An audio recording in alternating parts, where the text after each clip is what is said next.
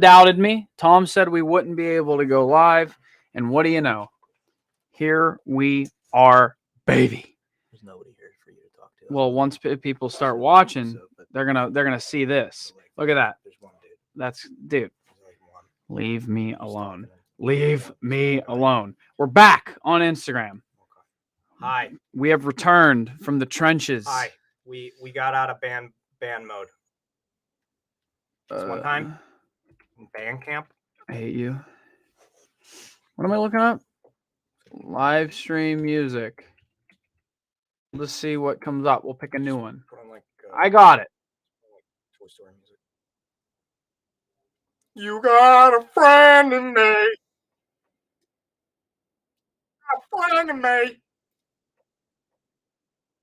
Answer these questions. I don't know. I don't know what these people want. That's rude. What do you people want? Don't. What do you people want? Hi. Hello. How you doing? Join. Oh, baby. Hi, Josh. Oh, my baby. We cannot hear you. Oh my God. Let me go on. Check on your phone. Check. Hi. Hello. Are y'all going to be at Siege of Stewart's Draft? Yes. Pre-orders end today, so. Hello. Are y'all going to be at Siege of Stewart's Draft? Yes. It's working on my phone, so. All right, so there we go. Siege of Stewart's Draft. Oh, we can hear you. Yeah, we are. Thank you. Good. Well, hello there. Hello.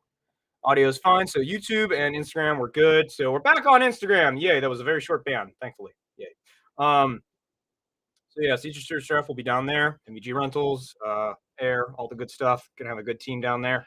And then we have. Hey, can you show the Pulsar rally quick if possible? I ordered one, but there's not that many vids on YouTube showing it. I don't have it accessible right someone now. bring us a Pulsar. Yeah, if we have any left. Yeah, we do. I think we have front wires left. I can double check that. Okay. But yeah, we can try and show you that and go over it, and you can ask me questions about anything you want to know about it, and I can try and help you. Yeah, we still have it. I think we only have front wires left. Yeah, and we have 8 of them. So we have 8 of the Pulsars left. We can hear you. We can hear you. I can hear Josh. I can hear. I pre-ordered first day. Good. Smart man. Good to see you, boys. Audio's fine. Well, hello there. Hello there. Welcome. Thank you guys for letting us know the audio is good. It's very. I mean, obviously we can see what's going on, but it is a little difficult to hear sometimes. Obviously, without going onto a separate phone and like figuring that out. But he cares a lot about this. Well, it's kind of my job. Yeah, it's like his job or something. I don't know. That's crazy. But homies need a new iPod. Yeah, we do. Favorite V3 MOSFET. I like my Titans personally. They work really well for me. They go in pretty much every build that I do, and I've had no problems with them.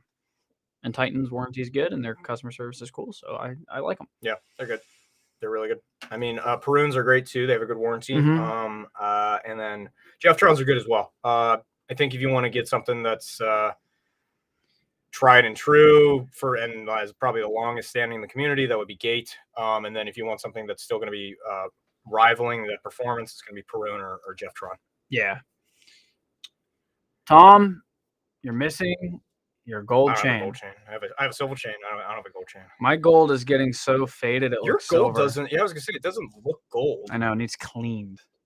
I need that solution. That's so weird. I know. Yeah, I know. Is it real? It's plated. I'm not gonna sit here and say I bought a $5,000 chain. You know, like maybe one day, but not today. I would never spend that much money on a chain, bro. That's insane. No, just a car chain. I mean, I'll spend it on a vehicle in with the blink of an eye. Yeah. Very odd question, but could y'all post a video on how to change a charging handle for an M4? Can't seem to find anything on it. Keep up the great work, guys. So, 2 things. One, we can, but they're kind of brand specific. There's a general overview that we could do, but they're kind of brand specific for whatever M4 you have. Other thing, YouTube gets a little bit weird when you start doing disassembly videos sometimes because they think you're tearing down a real rifle and they don't like that. and they're really against that. Like, you tear down a real rifle, if anything, they think you're basically trying to modify that to be illegal. And so they, Airsoft gets caught into that. So we can definitely try and post that up. It just might get taken down quickly, but we can try that. Yeah.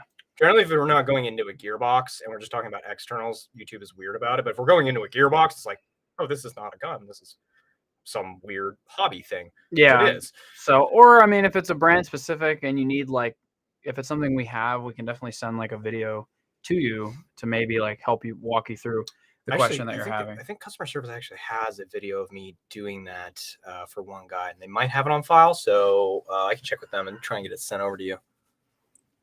Because I remember I did that the one time for a guy. Mm-hmm.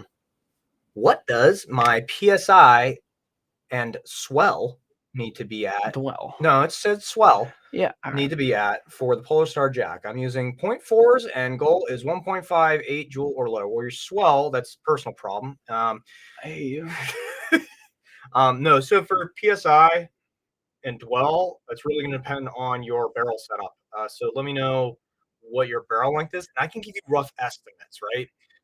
Especially if you're using heavyweights, you're going to have joule creep in your favor. So trying to hit a higher joule or, kind of a mid-range joule that you're going there for is going to be a little bit easier because you're using 4s. Now, PSI and dwell is definitely going to just really depend on your air seal between your nozzle and your bucking and the length of your barrel. So let me know the length of your barrel, and I can maybe give you a ballpark range, but I'm not going to be able to tell you exactly what you're going to need for your exact setup.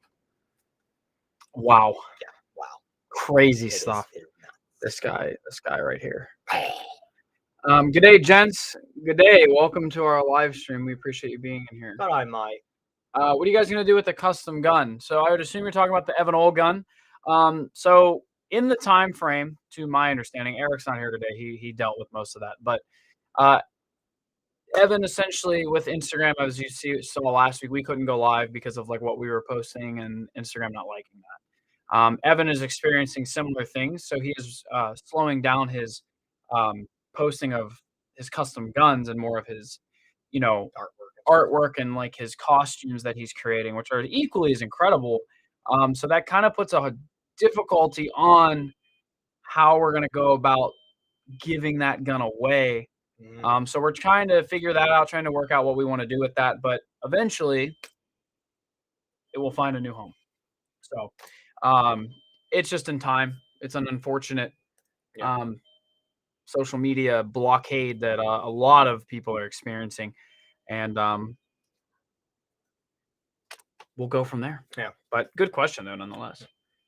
I ordered one to replace my Polar Star Jack. What did we order? I think he's talking about the Gate Pulsar. Oh, sick. Yeah. Canon E&L AK-12 use standard AK mags?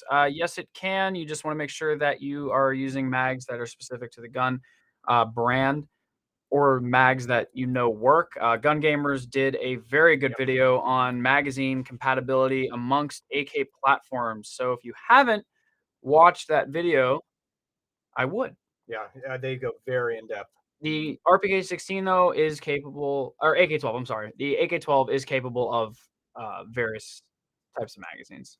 The only thing is the AK-12, obviously using a specific magazine, is the visual aesthetic of that gun is that magazine. So if you don't care about that and you don't want to buy AK-12 mags, yeah, you're good to run different styles. But watch Gun Gamers videos before you go buy a random mag brand. Other thing is, if you're having problems with one brand, you can also change out the springs as well to different ones.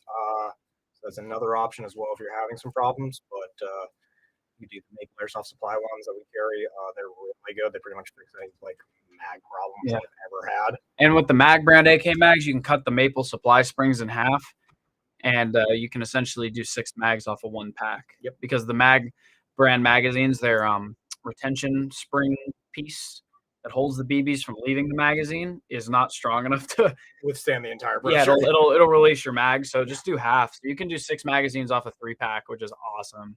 Actually, I do that with the VSS mag. Mm-hmm. Yeah. Any MTW restock soon? We just got Heretics Labs. We just got those in. The standard MTWs, I'm not sure. They should be coming in soon, especially with us heading into June. I think we're having a restock, and then July is also the tech class.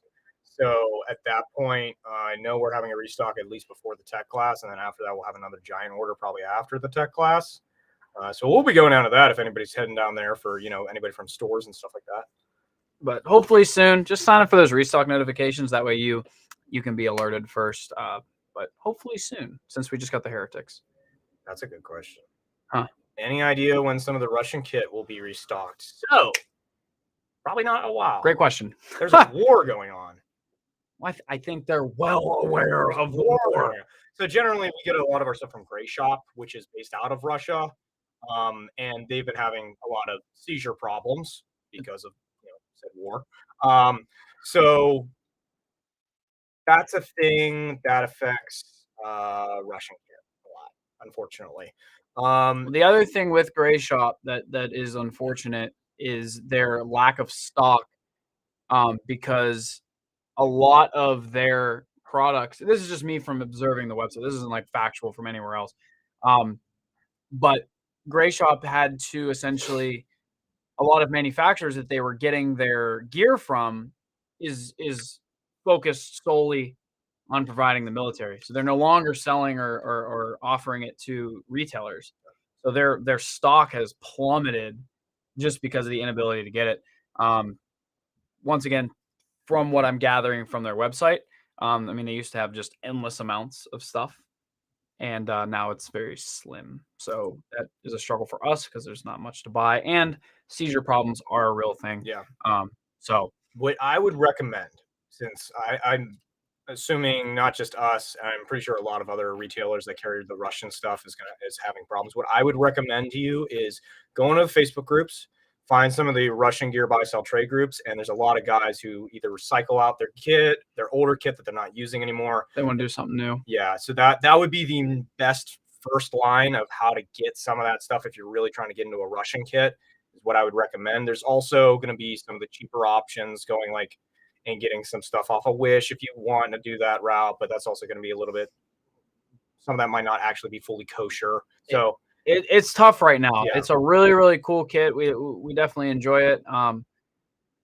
It's a bad time. Yeah. I mean, it is what it is. I mean, obviously we have zero control over that. I mean, we were just at MSW this weekend. It was very interesting talking to some of the guys who weren't in full kit, but were running militia, but wanted to be doing Rust 4, but they were just having that hard time acquiring, a Mark II chest rig or even just regular ATAC camo. Just trying to find that stuff right now is hard. What's weird is Mountain Flora seems to be fairly easy to get if you're looking to try and do a kit with that, from what I was talking to some people about. But that also might be just coming from Wish or something like that, knockoff stuff. Yeah, authentic stuff is hard to find. Yeah, at the end of the day. But just Facebook groups, you're gonna pay a pretty penny. Yeah. Everything's jacked up in price, but I mean, supply and demand. It be what it be. I have an AG question. When it comes to cylinders, what's the difference between vented versus sold but solid, I assume? Yeah. It's volume of air that is pushed down the barrel, essentially, in a quick little overall. Yeah, that's the fastest explanation of that. Essentially, when that piston comes back, when it's a full cylinder, no air can escape when it goes forward. Yeah.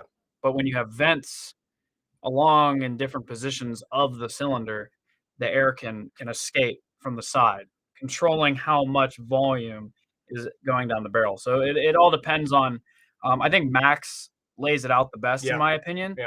They essentially sell cylinders with vents based on your barrel length, which is what the voluming is for. And they have ranges of what cylinder to use with what barrel length. So they make it very simple, which is awesome because it is kind of a confusing topic when you just be like, why do some have holes and some don't? And why does this shoot better than this? And blah, blah, blah, blah, do blah. I need to over volume by this much ratio? Yeah. Or do I need a bore up kit because do I need a wider bore? Do I need a longer cylinder like the 2.5 gearbox or the version 2.5 that SR25 sometimes have? So Max makes it super simple. And I've honestly really enjoyed their cylinders. They're really good. A couple of those with the gate cylinder heads with the sorbo pad built in. It fixes AOE. The air seal is foul. I mean, it is unreal how well those two mesh together. It is a bitch to put those two together. But once you do, fantastic. So I've been running that quite a bit, and I really like it. So but will vented cylinders also help with rate of fire? Yes, if you're trying to do a shorter range, short barrel build, because it's not meeting so much resistance immediately, right? So if you're trying to go for a higher rate of fire gun, and you can get away with lower volume out of your cylinder, yes, it can help with that. Mm-hmm. So, but we're talking crazy rate of fires. Yeah. I mean, I run I think it's like the one notch before full cylinder on an RPK 16. That's fine. 25. It's like 20, 22, 24, I think, in that ballpark. So, yeah. Oh, back to the PSI and dwell question. So you're running a 388 millimeter Angel Custom barrel and a Maple Leaf 7-degree silicone. Okay, so what I'm going to say is if you're trying to do 1.8 joules with fours, what I would suggest is start at 80 psi off the bat. And generally speaking, the jack's going to come stock at 50 on the dwell, on the poppet dwell. I would increase up to 70. Like I would increase in increments of 5 and go up to 70, and then see if you're getting that desired FPS and a desired range and desired grouping. Okay, so play with that. If you're not getting that, go back down to 50, increase by 10 psi. Play around with that until you get your desired FPS and your desired groupings, and that would also account for efficiency too. So you just go up by 10 until you hit 70 for each psi that you're at. And then if you're not getting it at 70 dwell, then I would bring it back down to 50, go up by 10 on your PSI, so now you're at 90, and continue that same process until you get it to where you really want it to be, and then leave it there. Depending on your setup, you could be running at 100 psi when your buddy's running at 80, and you both have the same FPS. It really depends on your setup. Unfortunately, I know a lot of people think it should just be like one solid thing, but physics is a thing, length of barrel is a thing, barrel volume is a thing, and the speed and PSI at which the BB is moving, or the air is moving for the BB, is a thing. And also your bucking lips also create a different seal as well. There's a lot of factors there. You're going to have to play with it. That's the way I recommend playing with it. I have an M249 that the piston head broke free out of the piston. So piston head broke free out of the piston. I assume piston head. Yeah, sorry. Okay. I swapped the parts out, but still will not shoot. The motor spins and the gears, but the gears don't. Can I send the gearbox to AMP to be fixed? Unfortunately, we don't work on AEG gearboxes right now. We are trying to move towards that. It's a slow, painful process, but eventually, I don't say hold your breath, because that's to be determined, essentially. What I would say right now, my timeline for AEG work, right, is probably not for a year from now. And that is just because of how our volume is of custom builds for HPA right now. Our focus is on that. And we are slowly building up more and more techs to increase our labor hours so that we can focus on a wider range of things on top of handling our large volume. As we grow our laborers to do more tech work and stuff, we're going to start differentiating some between AEG versus HPA work. And then we're going to start accepting some AEG repairs, as well as with the secret field coming up, because we're going to have, people coming in and be like, hey, my AEG is no longer running today. Do you have a tech here that can look at it? We're going to need somebody to take a look at that stuff. And so we're going to start working on that probably earlier, so we might be able to help local people faster, but realistically we're not going to take in some custom stuff from across the country right now, just because that's not something that I can get a quick turnaround to you. I don't think that's a good service model, is to not have a good quick turnaround time for you guys. And so I want to be able to commit to something, be able to do it, and not overcommit, and then you guys just get upset because the window now gets blown out of proportion for the turnaround time. It do be like that sometimes. Yeah. So, we got a bunch over here. I'm traveling to New York next month. Hopefully, we'll be able to drive down to the store/field for the weekend. Definitely, man.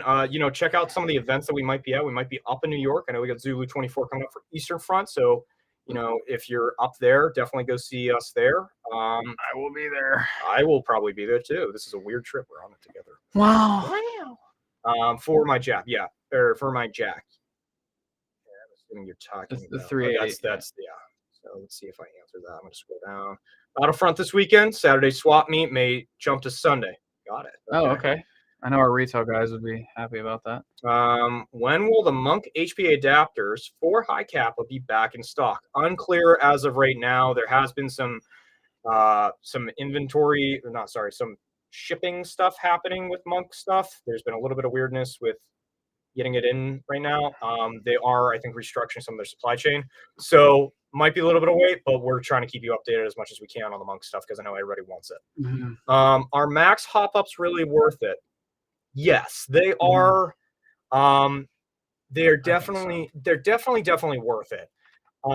There are other options that you can probably get for, you know, $20, maybe $30 cheaper, but Max's quality control over time has stood up really well. Their performance is consistently good, and they offer a lot of really nice features for the price that you're paying. And it is a hefty price, but what you're paying for is a very high quality piece of equipment. The tolerance is what I love. They're always so tight and so well made that there's really nothing that, in my opinion, that comes close. I mean, the Combat Union for AKs is like that level, and they make a one for an M4 as well, but you need to use their nozzle for the Combat. Yeah, that's the biggest drawback. Yeah, the Combat 100%. Union, you need to make it work properly with an AG. You need to tear apart the whole gearbox. With an HPA, you need to now match possibly a different nozzle to it because it might not be the exact same nozzle length as the stock version 2 that you're using. It's a great time. A quick barrel change upgrade turns into a full gearbox teardown. And at that point, you might as well, while you're in there, upgrade some stuff, clean some stuff out. Build the whole gun. The whole thing.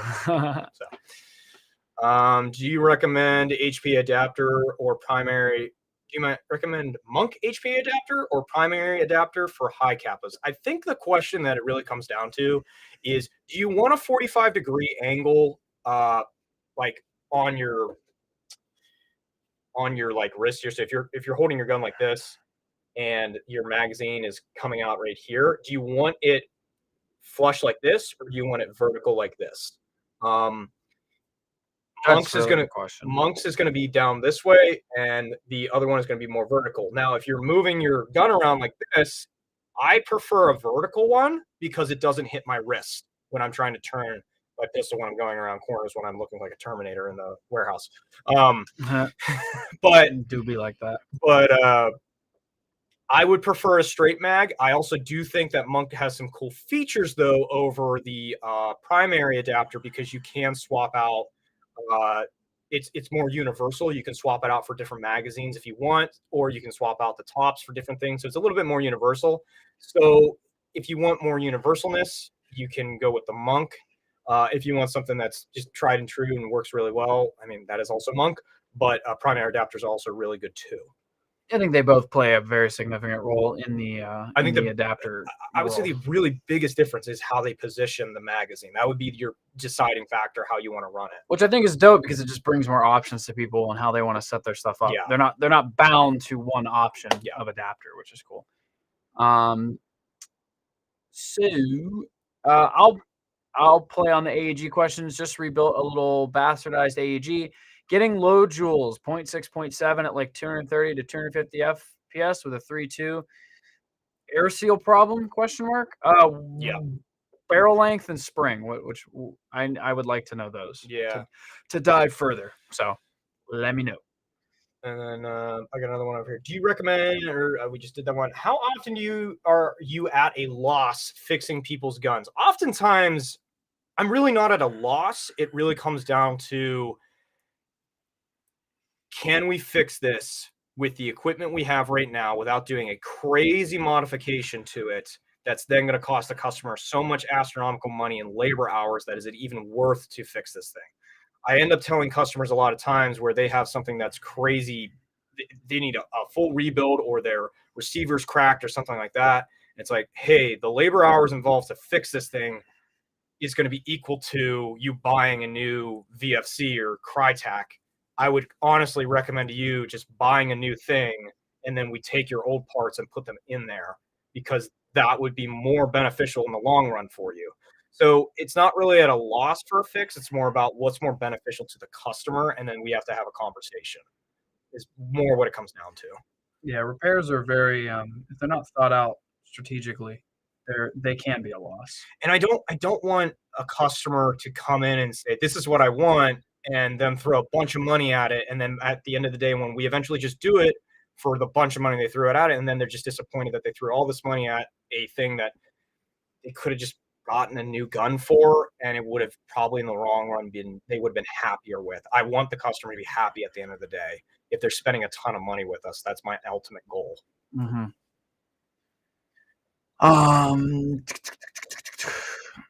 Where are we at? You were, I think, down here. I'm one up. Oh, yeah. Hey, my Novrich SSR4 has died on me after 2 games, and I'm planning on going HPA. Most likely something from Polar Star. What do you think is viable? Do you think it's viable? I think doing that. I do. Sorry. I think HPA swapping that is very viable. As far as I'm aware, that gun is not really crazy as far as how the gearbox is for proprietariness. Like it's not like a KWA. It's not like the Aries gearboxes where you need a special trigger board. There is a MOSFET in it, but I think it's more like the Crytex and the VFCs, how they have it built in, but in a different part, not around the trigger. The main thing when you're looking at an M4 specifically and asking the question, can I HPA this? The main thing you're looking at is the trigger board. What does the stock trigger board look like? Can I put a Polar Star trigger board in that already exists? Does the trigger mesh up with that as well? And the other part you need to look at is, does this thing require a specialized nozzle or something like that? Those are the two main questions you got to ask when you're looking at an M4. And for that gun, I believe it's very possible to do. I don't think it's like an Aries. Like I bring up the Aries, I bring up an APS gearbox. Those have different MOSFETs all built around the trigger system. And there are specialized trigger boards that Polar Star makes for those systems, and you can HPA them. It just really depends on what you have, but most things are HPA. Like you especially in M4, most things can be HPA'd. When you talk about mechanical systems, it starts to become a little bit different, but you're sticking with electronic system, yeah, pretty much anything can be HPA'd. Cool. I know with AEG, cold weather can affect it. Is it the same with HPA? Yes. More different. Yeah, more so like your O-rings that create an air seal in your engine. They get cold and shrink, and then they leak. And the lasting problem of buckings. Anything rubber, essentially, is what hurts airsoft guns in the cold. Yeah. So, or plastic if it's an AEG, the brittleness of cold plastic. So, yep, cold weather will affect. Theoretically, though, you have less things to be affected with HPA, so theoretically it's more reliable. But at the same point in time, a 2-cent O-ring can keep you from playing. Yeah. In that regard. Yeah. So, but yeah. Gate Titan 2 is awesome, by the way. Thank you, Vic. Vic's always our little tester. He also said, BFR in August will be posting soon. Yes, there is going to be another local event for BFR that Vic is running. Talking with him about some details on that. There's going to be a few things coming to BFR in the fall. One of which is already announced, Gun Gamers game, which I think is almost sold out already because the hype is real for that thing. So keep an eye on stuff happening at BFR. If you're a local player, that's only an hour away from us. If you're a national player in the East Coast area, it's even worth the drive. It's 100% worth the drive. For those people who were just at the MSW this weekend in Fernglen, PA, Mount Balcar, it's very similar to Balcar with a bunch more valleys and hills, if you know what I'm talking about, if you were at that game. So very wooded, very dense. A lot more valleys and hills, though, a lot more creeks, a lot more water features and stuff. So it's a really, really awesome AO. There are some buildings on the property as well, so it's very cool to be able to play around with those. If you haven't been out there, please come out to some of these events. The BFR AO is becoming a really big deal and a really cool AO for us. Yes. Just be sure to do a BB drop test and use a good bucking on the max, or you'll be angry. Yes, he is right, because sometimes it can be a little bit tight with certain bucking lips, so you might need to widen those because sometimes they get too tight and the BB will not go through easily. Sometimes there's certain ones you got to play around with. Amped Airsoft Rocks questions with me living in New Jersey. What field would you suggest I can catch a game? I really want to get into the sport, but I have no spot to play. Jersey, I'm not entirely sure. I think it's Strike Zone, I think, is one of them. But if you're looking to play a larger scale game, I mean, Zulu is probably not. Well, Jersey and New York are kind of far. Well, Jersey and that part of New York are. Yeah. If you're looking Skirmish, I would say it's in the Poconos. Middle of PA. Yeah. They host games. If you're in the Jersey area, Skirmish is going to be about 3 to 4 hour drive, 2 to 4 hour drive, depending on what part of Jersey. It takes 6 hours to get to Jersey from us. So. Yeah.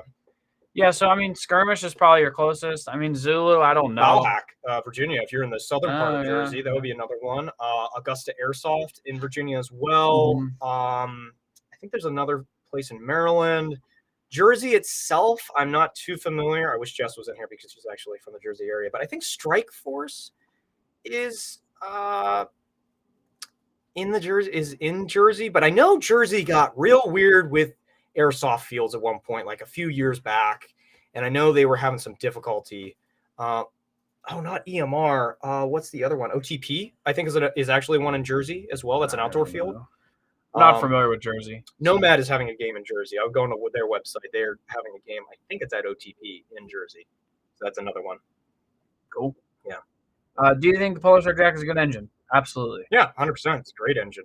Yeah, I think it's a very good budget-friendly, good reliability, good performance, good cost, good company. It checks a lot of the boxes. Yeah, a lot of single solenoids do. So you can't go wrong with it. How are you going to Arsenal? Yeah. Like the entire company is going to Arsenal, except for maybe a few people, but like everybody here is going to Arsenal. It's gonna be insane. It's gonna be nuts. I have a two-part question. So, what's your opinion on the future of airsoft? Is evaluation. So, what's your opinion on the future of airsoft in evaluation? Evaluation, and do you think the golden years have come and gone, or is the future the best part for the so-called sport?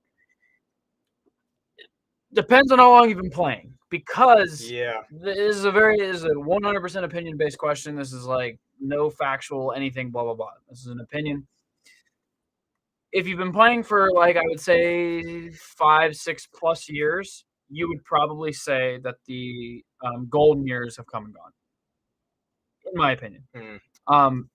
If you're new or newer, you don't really have that. I guess the way I'm looking at it is I can see like a chart in my head. 10 years ago, 8 years ago, the technology was so much different and the game was so much different. Essentially, you went to CQB and there was 1 or 2 Polar Stars the whole day. And it was like the most menacing, threatening, like, the guy has a Polar Star, and now it's like, wow, that guy's running an AEG. So if you're in this era of toy guns where you've been playing for 3 years, well, that's all you know. You're very familiar with HPA. HPA is just normal. It's a standard. But back when 8 years ago, 10 years ago, HPA was insanity. And when you played indoors, there were 16-inch rifles. There were stock combat machines constantly. There was, these crazy guns were not nearly as reliable, nearly as cheap to build, nearly as easy to build. The technology just wasn't there. So the game played completely different. And it was a more skill-based game because it was less pay to win in my mind, right? But now with the ease of access of a lot of parts and upgrades and these crazy guns that are coming out that would outshoot anything we saw back then for half the price and half the size or whatever, the game is totally different. So I think it's a perspective thing. That's kind of the differences I see. There's like a split where everything started to open up and the technology advances were insane. And now we have like a new age. I think there's a few. There's definitely good to come. Don't get me wrong. I think that's my opinion. There's 2 factors I consider when I get asked this question is the way you attacked it, which is the technology, right? Technology is very different right now. And technology is also cheaper for upgrades and stuff. It's a lot more accessible. It's a lot easier. And the other part of that is the community itself. And also more fields have opened up, more people are playing. Milsim companies have opened up, more leagues have started that weren't around back then. There were, forums of like, hey, we're going to do a tournament and you can put your team together, but that's all like local players. It's not really something that's on a national scale. Now we have gun YouTubers showing up to Airsoft events. We have bigger milsim companies bringing in a lot wider range of people to introduce them to the sport. We have people who start in the gaming industry too that are coming in and going to indoor plays. You look at some of the extreme airsoft tournaments, or you look at some of the TAC League, or you look at SS's tournaments. You see a lot of people who have never known about airsoft, but their buddies are into it, and now they're a certain celebrity or something in a different realm, and they're coming into it. Airsoft is much bigger community wise and more well aware of now than it was 5-10 years ago. And I think because of that, the future is going to be even better.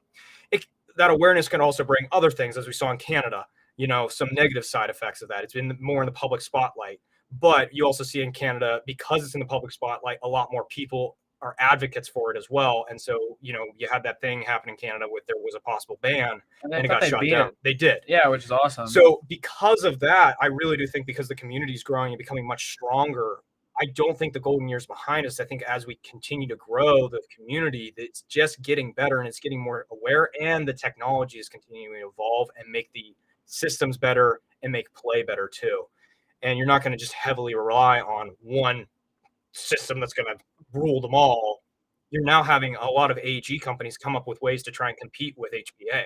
Oh, absolutely. Out of the box, like not even just like upgrades and stuff. We're talking about GNG, KWA, a bunch of different companies coming up with different E&L, coming up with a bunch of different ideas that are trying to rival the performance of HPA without using a line and tank.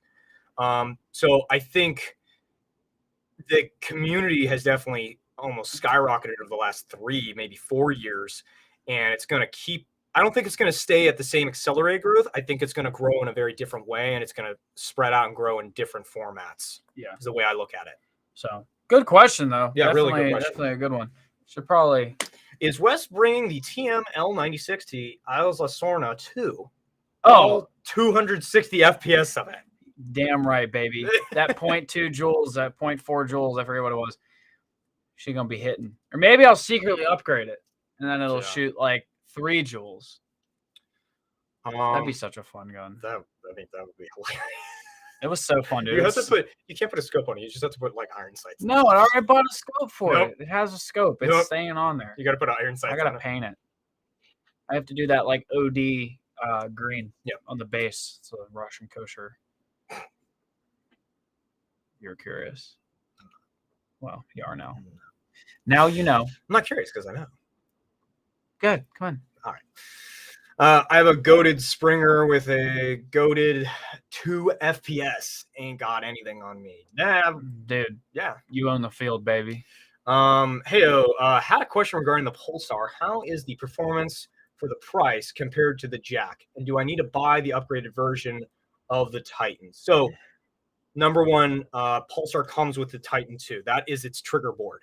So if you bought an HPA anything before, you know that it comes with a trigger board and generally an FCU, whether that's FCU is built into the trigger board. So the Pulsar comes with the Titan 2, which is going to be its trigger board and FCU, and you can program all that via Bluetooth on the Gate app or on your computer.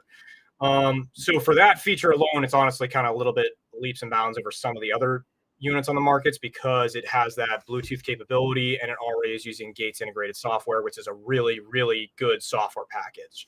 Now let's talk about the unit itself. The unit itself is very similar to other single solenoid units on the market. However, it's a much smaller package. And it is one of the newer units to come out. So its design is a lot newer as well. Talking about that smaller package, but you also take some trade-offs there with some airflow, how it works with airflow. Generally speaking, though, it's going to work just as good as a Jack and an Inferno because I'm bringing up another single solenoid engine to compare it to. It works just as good as those. I do think that tunability is also something to get your head wrapped around, though, because it's not easily identifiable if you're used to tuning on a Polar Star or a Gorilla FCU or even an Inferno FCU. It is different, and you definitely need to read the manual on how their terms in their programming software works. We're going to do a deep dive video on the Pulsar because we get so many questions asked about it. And I've been doing a lot of runs with it just to kind of work out everything that I can learn about it. We're going to do an in-depth video that we can link everybody to once it's more prevalent. And we have time to make that video. But it is a very good system. Now, the one thing I do want to make clear to everybody, it's a new system. And like every new system, there are going to be bugs. And we're going to find those out as they come out more in the wild. So right off the bat, it's from Gate. It's probably going to be really good. Mine's been working great. But I haven't put it through all of its paces yet. I definitely am at a point where I can say that I really like running it and it's a really good system, but I definitely haven't encountered probably some of the bugs yet, and we'll have to see if there are any. Yeah, so definitely a dope system. I don't know anything about it, so I mean, I know a little bit, but does HPA work fine in the cold temperatures? Because I live in Ireland. If you keep it very well lubricated, you can fight the cold temperatures a little better if you're low on lube. So yeah, definitely keep it in your car and use a cold weather bucking too. That's going to be a big help. So that's one thing, that one less factor to worry about. Yeah. When will the Mad Bull FDE rails be in stock? We're asking the same question. It's all a hopeful game. You know what I mean? Some of those products are very quick, some are not, and some are on order, and we wait, and that's all we can do. Yeah. So that's probably the case with that one. Meaning, do you need to buy the expert version, or is it still a thing with the Titan 2? So you need to buy the Titan 2 to run the Pulsar. If you already have a Gate Titan, it's not going to have the solenoid connector on it that the Titan 2 does. So you are going to need the Titan 2 to run it. And if you are trying to run this with a dual solenoid system, there is going to be an extra adapter you're going to need to buy for like an F2 to run it with that. Do you ship to the UK? Yeah. We do, like, I think a giant amount of shipments go to a distribution center in the UK and then it gets to you. Mm-hmm. So yes, we do. You can scroll. Mad Bull marketing. What trigger board do I need for an EMG F1 using an F2, doing a custom build, but never done one by EMG? I'm trying to remember the F1. I think it uses, oh my God, which system is that? I want to say it actually uses one of the APS gearboxes. So you might need an Aries or an Amoeba trigger board for the F2. If you want, email us and I can follow up with you on that. Just, I want to verify so that I'm giving you the right information, but I need to look that back up. The higher end MOSFETs make an AG drastically more consistent and reliable. HPA still has higher air volume, so that's the limit of an AG. Yeah, absolutely. And it's you can change the air volume too. That's another big thing about HPA. You can adapt the air volume by programming how long the solenoid is open for, versus you need to change your cylinder out in an AG and completely rework your gearbox. If you Thanks for stopping in. More. Have a good day at work. Bye. Sorry, I was just before he left. He's always in here every week. I love it. Biggest supporter. Yeah. Favorite platform to build on? It's a good one. If we're talking brand, I mean, I'm thinking in my head, I like LCT. I like AKs, so. Platform to build on. So if it's a type of gun, I like AKs, the AK-105, and then if it's a brand, the LCT. Standard V3, solid steel construction, they're good stuff. I'm a little weird because I've been doing teching for a really long time now. So if my favorite thing to do is, honestly, for a customer, a version 2. Every modification you want to do, you can do to a standard version 2 gearbox. Something based around it is very simple to do. It's already pretty well thought out. Most of the industry supports it. It's really nice to do. For me, stop you right there. What's one thing you can do? What can you do to a V2 that you can't do to a V3? Sometimes put an air stock on it, depending on the body. Okay. Well, I'm saying internally in the gearbox. Sometimes an air stock. I'm talking HPA. I'm talking AG. Well, I'm saying that's a part that you would have a hard time putting on. It's a discussion. I'm just curious. AEG. There isn't really anything. You can put a higher volume cylinder inside of a version 2 gearbox because, that would be a 2.5 gearbox. Yeah, they use the same cylinder. It was more a question for me. I wonder if I think actually probably still version 2 is the king of motors.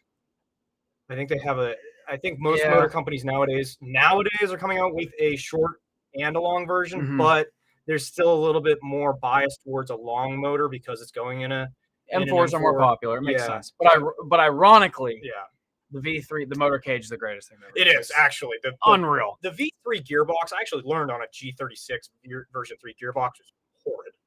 Well, it's a G36. G36 version is horrid, but the actual AK one is actually pretty good. Gross.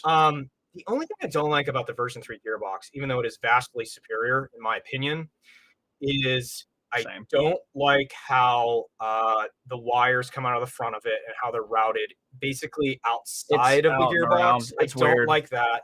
And sometimes the selector gear comes off the track. Yeah, I don't like that so much. I agree. Those are my 2 gripes about the version 3 gearbox. But the V2, you have no motor cage. You have no motor cage, and that is a big stability upgrade with the version 3s. That's a really big deal. Yeah.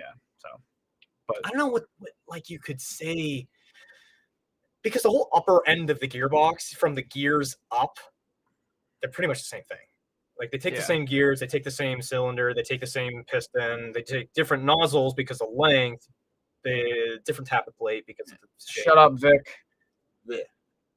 V3 triggers are not that hard. They're not. Actually, one thing about the version 3 triggers, you can actually, Jeftron made one that was almost like it had a brake to it. Yeah, I know. Cool. I wanted to get one so bad. It was really cool. I don't know if they're still making that. But I will say there is a lot more options as far as tunable triggers for version 2. There really is not any aftermarket version 3 triggers. That's just kind of how the market is. Especially because it's like a 2-piece and it goes in a little bit weird for different brands. So it's a little bit weird to make an aftermarket version 3. It doesn't seem as popular for certain reasons. I don't know if they ever released it. I don't know, but I really thought that was such a cool idea. Wasn't there a 1-piece? Yeah. Oh, no. The unique real feel trigger system spring simulates trigger resistance like a real AK-74. It adds a secondary resistance with the release after fire. So it's better, Vic. It's better. I definitely like it. I want to put it in the EBB. I might actually build out the same style of EBB you have because that'd be fucking sick. I might do that. So, yeah, that'd be dope. Yeah. Oh, and hop-ups. Hop-ups for the version 3 are actually the original design are better than the original version 2, which was that terrible gear system. And then the M14 is better than all of them. M14 is great. Getting back to the question of what's your favorite system to work on, I would say probably platform to build on, not just work on. Like if you're going to build something up, something stupidly hard is my favorite. Yeah, I know. At this point, that's just because that's like at this point, I like to. That's where I get very creative. That's where I can be very creative. That's why I want to do the SVU. Yeah, that's exactly what I mean. Like something like that is my favorite platform to build on, where it's harder, and I get to try and think about how I can make this build look cool and clean at the same time. Mm-hmm. Yeah, that's my favorite. Valid.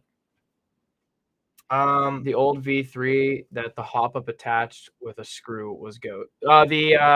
The combat unions do that. And the retro arms. Yeah. Get with it, Vic. We there. We still there.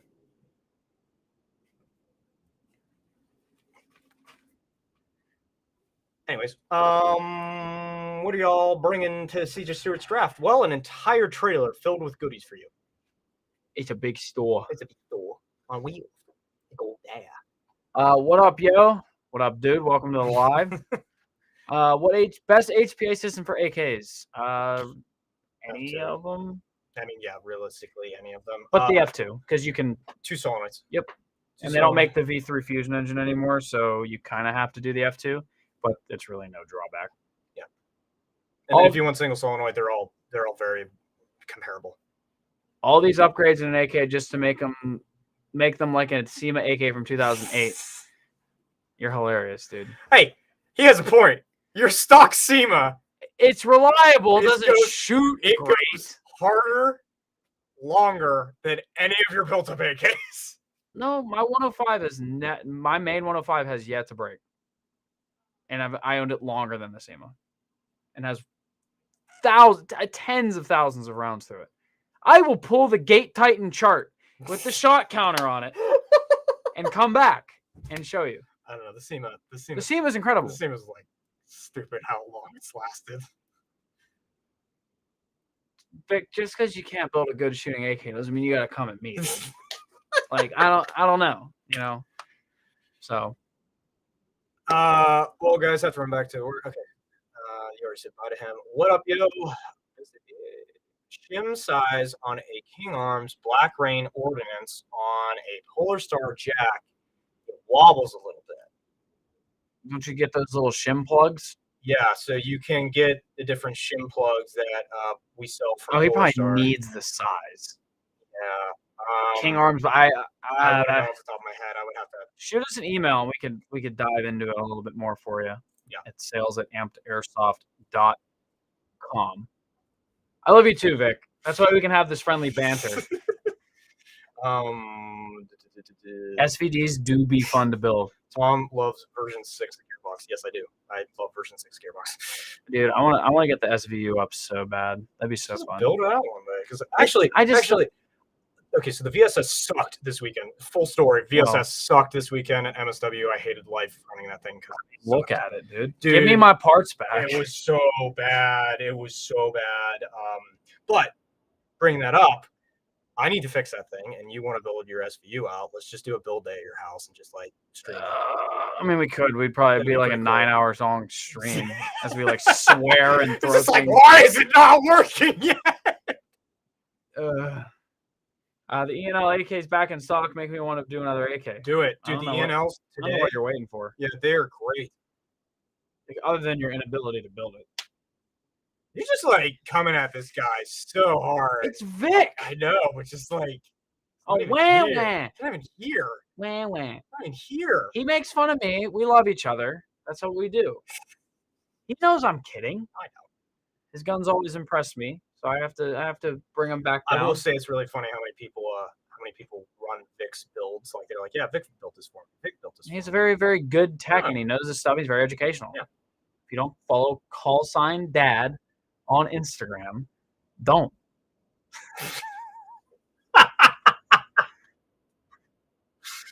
I'm kidding. He does bring very good information to the company that sponsors me is hosting their first Wilson event in Central Texas in October. Do y'all think AMP would be interested in vending at the event? Absolutely. Email us.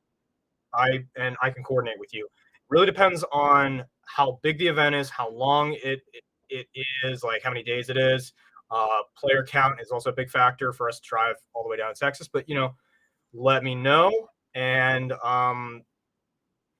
email sales@ampedairsoft.com and just say I wanted to get some information over to Tom about a possible event. Let me know, give me some dates, and we can start talking about that and possibly getting us down there for that.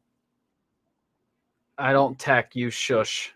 Wes is the best tech ever. I've actually never opened up a gearbox in my life. Yeah, I built all of his AKs. And that's why they work so well. No, I will never. Vic builds all my guns. Oh, you're right, actually. _dad on Instagram. He builds everybody's guns. AG Tech He actually builds all the AMP custom builds too. Yeah, he's just the best. So if you ever have a bad one, it's from him. Yeah, tech builds. Go to Vic. Go to Vic. He's super good. Reach out to sales@ampedairsoft.com and then say this is in regards to Nat Ops or national events, and then I can get an email chain with you and talk details. But 2-day event, 250 player cap. That's a pretty decent event. We can talk about that. I love how delayed the comments are, because it's just like I just see the aftermath of something we already did. Oh my God, Amped Eric is alive. Oh my God. He breathes. He breathes for the next 5 minutes. He's gonna get to. He just woke up. He's like, "Ooh, Amp Live." Oh my goodness. ENL gang. Yes, I do. I do definitely like ENLs a lot. I want to get my hands on one just to experiment with, just to own. But let's be honest, Terry is the best tech. You're right. I actually have stopped having anybody else work in the tech room. It's just Terry. Grenade launcher 416C. Dude, that thing actually looks really clean. It looks really clean. I know. The way he built it, I was like, it was very creative. It actually looked pretty good. Nice. I appreciate it, guys. Keep it up, fellas. Yeah, definitely, man. Yeah, we're always open to new things. Go live with me so I can blow my nose into the camera. Ew. Eric, you're going to get us banned. Yeah. Get us freaking banned, dude. Fine. We were already banned. So we're down to the last 5 minutes of our live stream, so please ask your questions. But until those questions, we are going to the Siege of Stewart's draft this weekend. And we have TRP on Sunday. As well. Can't miss TRP, baby. And if you guys were not able to go or couldn't make it up the mountain, we were just at MSW Balcar Bulge, and that was insane. That was absolutely fun time. My body is still recovering. I don't think my body was ever ready and will ever be ready for that AO. I don't think most people's was. Or I don't know. That was a weird sentence. Most people was. Most people was. But that was a great time, and we're super excited to be at MSWs again. It's really nice getting to see all you guys. But there's gonna be some fun stuff coming up with us at MSW. There's gonna be some fun stuff. We're doing it. We're doing the thing. We're doing the thing. What thing? I don't know. Okay. The thing that we're talking about. Oh, cool. We're so aware of everything happening. I'm not. No. That's the great thing. I actually don't know. So I like to find out. I learn with you guys. Yeah, I just come in here and I just tease information or dump information out of my ADD brain that I probably shouldn't say. Oh, I didn't know that. That's really cool. And when I get in meetings probably once or twice a day, and I'll come over and say something, and then during the live I'll say 8 other things I forgot to tell them. Yeah, it's pretty much how it goes. I don't know how we do so much. We're idiots. I'm ready to keel over. Ready to just pass out. Yeah, yeah. Tom, you all right? Oh, SVDs do be fun to build in. Yeah. I already answered that one. Oh, you said SVU. You said They're SVU. the same thing. You said SVU. They're the same thing. No, because you probably put an air stock on a freaking SVD. If it's the buffer tube one Ryan did, I did it for him. Is it running? Yes, BBs come out the barrel. Oh, did they come out well? No. Would you run it? No. They said I don't think it's running. No, I know. That gun's a bear, dude. I hate working on that thing. MG4. Well, at least I'm not gonna. Yeah, Tom, they be the same thing. I know. Thank you. Finally. Go away, Chauncey. Don't talk to my boy like that, bro. Tom hates being wrong. It's not the same thing. There's more space to make it cleaner on the SVD. It's so much nicer. No, the SVU is sick. I actually like the SVU look a lot. It's neato. But it's not NATO. It's neato. It's not NATO. No shit.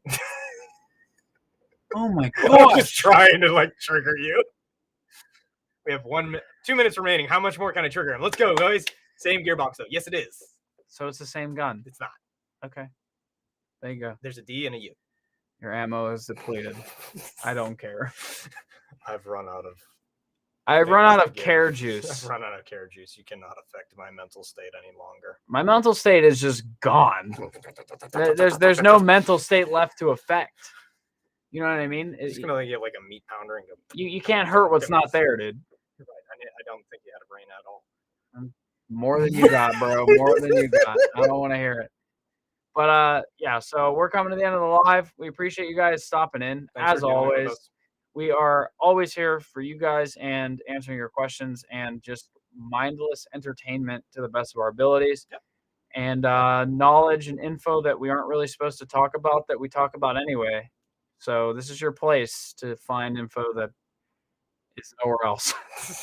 So, but seriously, guys, thank you so much for stopping in every week. If you need pre-orders for these events this weekend, today at 3:00 closes for our pre-orders for Siege of the brain fart. Fritz's game. Thank you. I'm mixing the Siege of Stewart's draft. The bulge in that one. So Siege of Stewart's. I can't stop thinking about the bulge. Siege of Stewart's bulge. But so make sure you guys get those in if you need them for this weekend, and we hope to see some of you guys out there Saturday and then Sunday for TRP. So thank you guys so much for watching. and we will see you next week, 1 o'clock, for the Amped Lunchtime Live.